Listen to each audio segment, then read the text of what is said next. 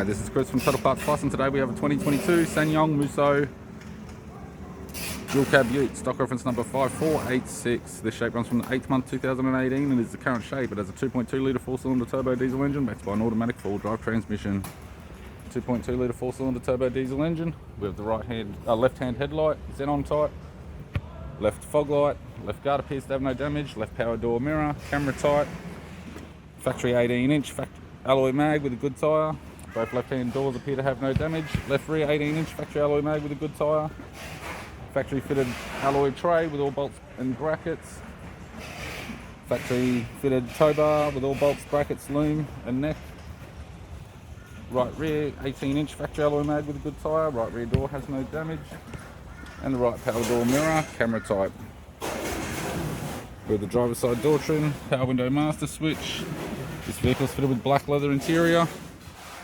Automatic type console, automatic gear shifter, heated controls, touchscreen media player, interior mirror, courtesy lamp, sunroof type, left hand sun visor, right hand sun visor, instrument cluster, and a tidy 3-spoke leather steering wheel with cruise audio and phone buttons.